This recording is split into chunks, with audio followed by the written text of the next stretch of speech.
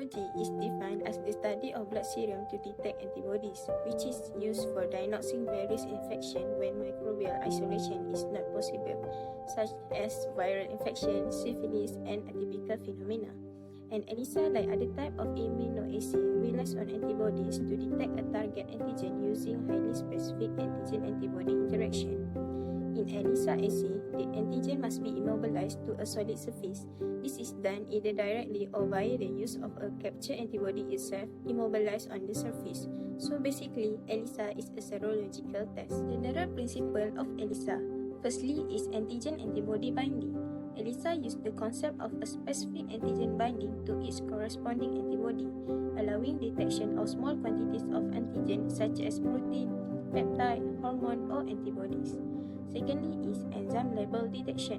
Enzyme label antigen or antibody such as those using alkaline phosphate or glucose oxidase enable detection through visible color changes or fluorescence using a chromogenic substrate. Third is immobilization. The antigen in the fluid phase is immobilized typically on 96 well microtiter plate to allow binding with specific antibodies. Fourth is detection method. Detection is performed by a secondary enzyme-coupled antibody that interact with the antigen-antibody complex. Last but not least is assay modification.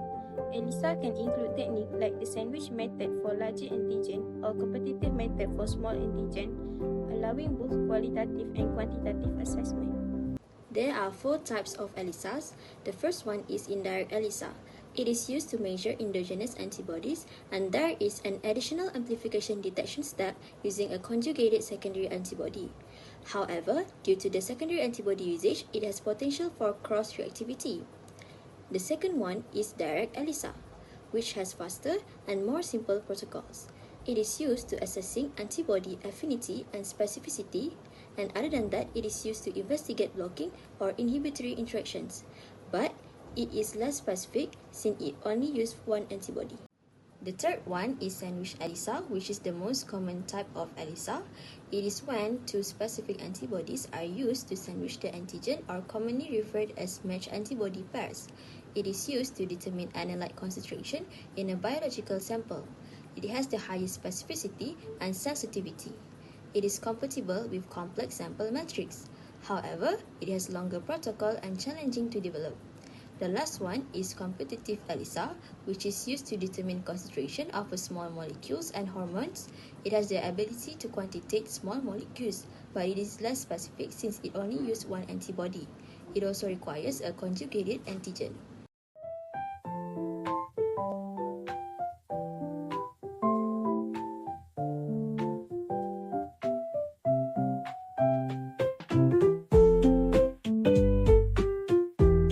The purpose of ELISA is to determine if the antibodies have been exposed to bacteria, virus, or other agents that cause infection.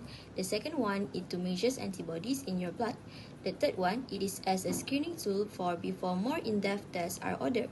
The last one is to test for some disorders of the immune system such as HIV and pernicious anemia.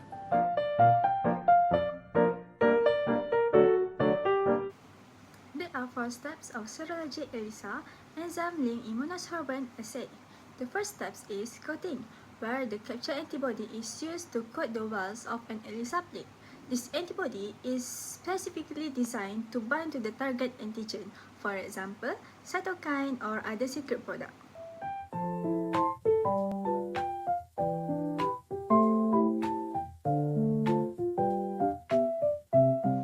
The second step of ELISA is adding the sample and binding antigen. The samples such as urine, serum, or cell supernatant is added to the plate coated with the captured antibody. If the target antigen is present in the sample, it will bind to the captured antibody. Usually, the sample is added in duplicate or triplicate for statistical analysis, and varying concentrations are tested to ensure the antigen level falls within the assay detection range.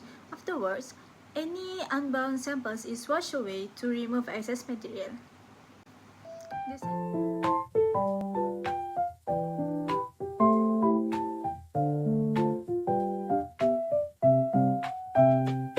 The third step of ELISA is adding the detection antibody.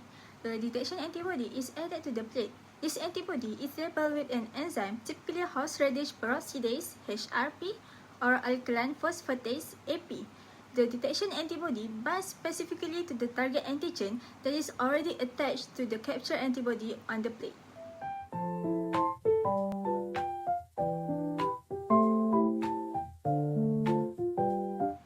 The last step of ELISA is adding the substrate and producing signal. A substrate is added to react with the enzyme on the detection antibody. In ELISA assay, this reaction usually produces a color product such as when TMB or ABTS is used. The intensity of the color can be measured with a plate reader, which helps determine the amount of antigen present in the sample.